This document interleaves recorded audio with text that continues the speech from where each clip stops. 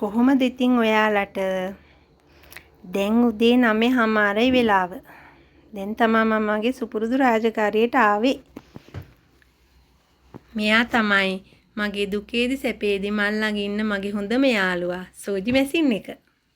මේ අද යවන්න තියෙන පාපිස්සක් මේක මහණ්ඩක් තියෙනවා. අද වැඩ ගොඩක් තියෙනවා යාළුවනේ.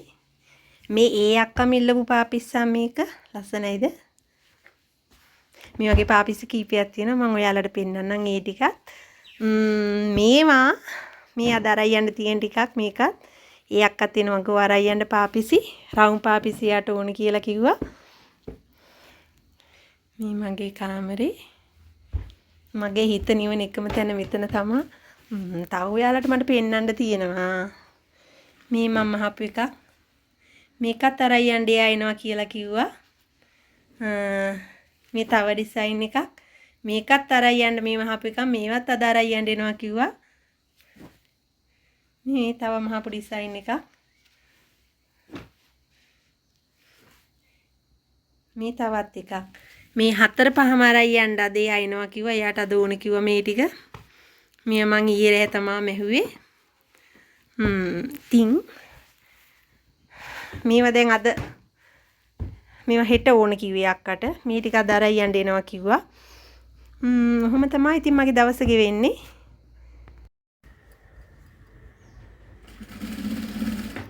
ඉතින් මේ ඩිසයින් එක ඉල්ලපු අක්කා එයාට මේ ඩිසයින් එකෙම තව එකක් ඕන කියලා කිව්වා. මම ඉතින් මේ ටටක් ගාලා එක මහලා දෙනවා. එයාට අද ඕන කියපු නිසා. ඉතින් යාළුවනේ මම පාපිසි මහන්න අරගෙන දැන් මාස 4ක් විතර වෙනවා. මුලදී මට එක බිස්නස් එකක්වත් තිබ්බේ නෑ. හැබැයි මම වැටුන්නේ නෑ. මම දිගටම පාපිසි මහාන එක කරගෙන ගියා.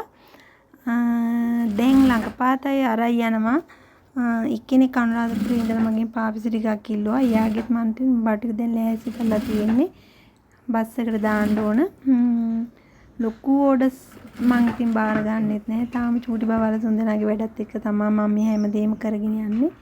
ඉතින් මං ඔයාලටත් ආරාධනා කරනවා නිකම්ම ගෙදරටලා ඉන්නවනම් පාපිස්සක් හරි මහන්න.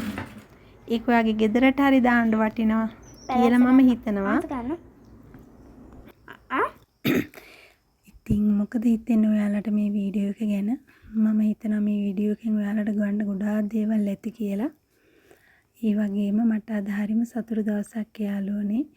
මොකද මෙතන මේ පාපිසි 40ක් තියෙනවා. මේ පාපිසි 40 මං ඊට දිනේ යවන්න ලෑස්ති කරලා තියෙන්නේ. ඉතින් ඒක තමයි මගේ සතුටට හේතුව. මම පළවෙනි පාරට යවන ලොකුම ඕඩර් එක තමයි මේක. ඉතින් සුබ දවසක් ඔයාලා හැමෝටම. ලස්සන වීඩියෝ එකකින් ආයෙත් හමු වෙන්නම්.